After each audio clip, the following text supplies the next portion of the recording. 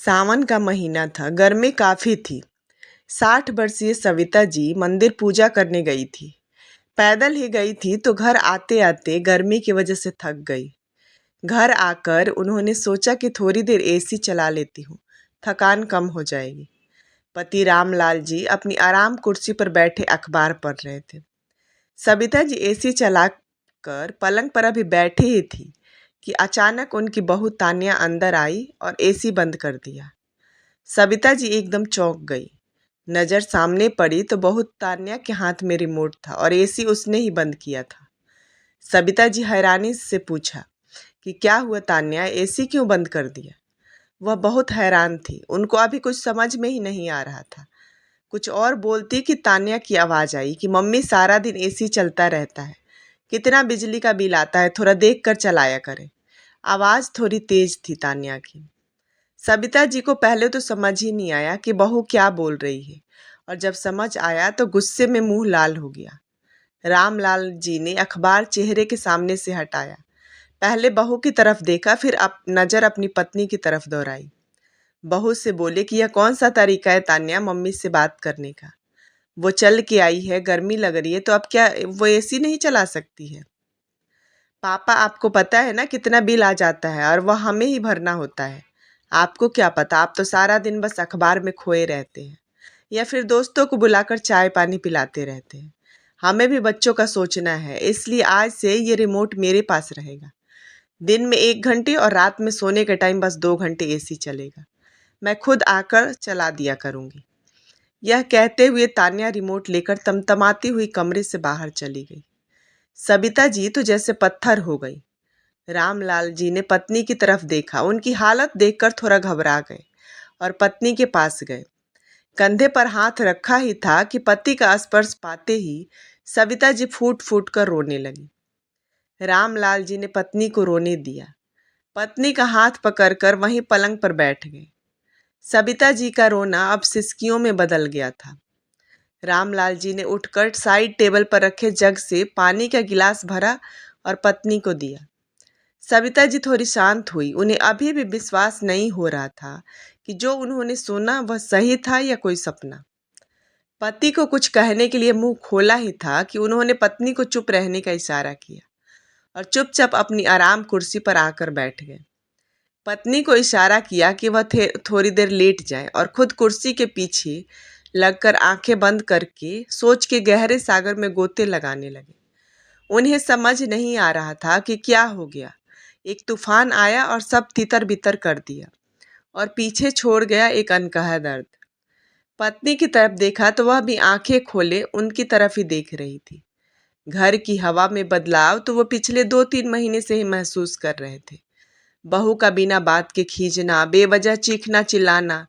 पहले बेटा आते जाते मिलता था, पर अब सिर्फ डिनर टेबल पर ही दिखता था।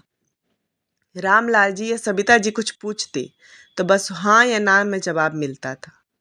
रामलाल जी 2-3 महीने पहले जो हुआ वो सोचने लगे। 2-3 महीने पहले बहू ने 1-2 बार इशारे इशारे में जता दिया था कि यह मकान उनके नाम कर दें। रामलाल जी ने सोचा भी कि बाद में भी उन्हीं का होना है तो नाम कर देने से क्या फर्क पड़ेगा। वो तैयार भी हो गए अपना मकान बहू के नाम करने के लिए। लेकिन उनके साढ़ू साहब को जब पता चला तो उन्होंने सलाह दिया कि भाई साहब, अपने जीते जी मकान किसी के नाम नहीं करना। हो सके तो वसीयत जरूर बना लो और उसमें भी मकान पहले अपने पत्नी के नाम लिखना, उसके बाद बेटे के नाम। पत्नी का बुढ़ापा मत खराब करना। आपके बाद कम से कम आपकी पत्नी को इज्जत की 2 रोटी तो मिलेगी इसी मकान के लालच में। और उन्होंने ऐसा ही किया। यह जरूर था कि बेटे बहू को इस बात की जानकारी नहीं दी। यह सलाह भी साढ़ू भाई ने ही दी थी कि औलाद का असली रंग देखना हो तो झूठ बोलकर देख लो, सच्चाई सामने आ जाएगी। लेकिन इतनी जल्दी नकाब उतरेगा यह नहीं सोचा था। रामलाल जी ने सोचते सोचते एकदम से सिर हिलाया, जैसे किसी निर्णय पर पहुंच गए हैं। रात को दोनों चुपचाप डिनर के लिए डाइनिंग हॉल में आ गए। बेटा बहू पोता पोती सब थे। चुपचाप खाना हुआ। बच्चे खाना खाकर अपने कमरे में चले गए। रामलाल जी ने बेटे रोहन और तानिया को अपने सामने बैठने के लिए कहा और बेटे की तरफ मुखातिब होकर बोलने लगे कि देखो रोहन, आज जो हुआ वो दोहराऊंगा नहीं। तान्या से पूछ लेना कि आज उसने क्या हिमाकत की है। ना ना, कुछ बोलने की जरूरत नहीं है, तान्या को बोलने के लिए आतुर देखकर रामलाल जी ने कहा और बात आगे बढ़ाते हुए बोली कि आज ऐसा हुआ है जो मुझे मंजूर नहीं है। इस घर को, तुम्हारी जिंदगी को बनाने में हमने ना दिन देखा न रात, कभी पैसों का मुंह नहीं किया। तुम्हारी मम्मी भी अच्छा कमाती थी और मैं भी अच्छा वेतन पाता था, तो जिंदगी आराम से गुजर रही थी। और फिर ये 2 मंजिला मकान भी बना लिया ताकि बुढ़ापा शांति से गुजर जाए। तुम्हारी मम्मी ने 2-2 ड्यूटियां निभाई, घर को भी पूरा समय देती थी और नौकरी भी करती थी। नौकरी करते हुए भी मम्मी ने तुम्हारे दादा दादी के सारे कर्तव्यों को पूरा करने की कोशिश की, उन्हें पूरा आदर सम्मान दिया। और आज जब उसके आराम करने का समय है तो उसका एसी में थोड़ी देर बैठना भी तुमको भारी पड़ रहा है।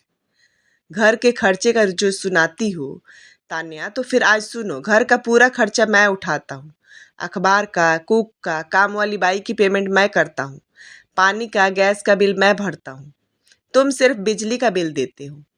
आज तक ना तुम्हारी मम्मी ने ना मैंने तुम दोनों से कभी पूछा नहीं कि कहाँ जा रहे हो, क्या खर्च कर रहे हो, क्या ला रहे हो, क्यों ला रहे हो। तो फिर हमारा खर्च तुम्हारे लिए इतना बड़ा हो गया कि तुमने हमारे एसी का, टीवी का, पंखे का समय ही बांध दो। तो बेटा, ये तो मुझे बिल्कुल भी मंजूर नहीं है। एक बात और सुन लो, मैंने और तुम्हारी माँ ने जिंदगी में इज्जत खूब कमाई है। अब अगर घर में मेरी या तुम्हारी माँ की बेइज्जती हो तो मैं बिल्कुल बर्दाश्त नहीं करूँगा। इसलिए मैंने आज ये फैसला किया है कि या तो तुम ऊपर की मंजिल पर शिफ्ट हो जाओ और अपनी गृहस्थी अलग बसाओ और हर महीने मुझे 45,000 किराया दो, या फिर कोई दूसरा मकान ढूंढ लो, तब मैं ऊपर की मंजिल किराए पर चढ़ा दूंगा, जिससे हमारा काम बहुत अच्छे से चल जाएगा। हम दोनों की पेंशन भी तो आती है, तो पैसों की तो कोई चिंता ही नहीं है। और हाँ, मैंने अभी ये घर तुम लोगों के नाम किया नहीं है और ना ही अब करूँगा। अगर मैंने ये मकान तुम्हारे नाम कर दिया होता तो तुम लोग तो हमें बेघर करने का पूरा इंतजाम कर लिया था। आज पता चला कि समझदार लोगों की दोस्ती करने का क्या फायदा होता है। आज 8 तारीख है, 30 तारीख तक सोचकर जवाब दे देना, मैं उस हिसाब से आगे के लिए सोचूंगा। अब फैसला तुम्हें लेना है। चलो सविता, कहते हुए रामलाल जी उठे और पत्नी का हाथ पकड़कर अपने कमरे की तरफ बढ़ गए, बिना ये देखे कि अभी जो बम उन्होंने पीछे छोड़ा था उसका असर उन दोनों पर क्या हुआ था।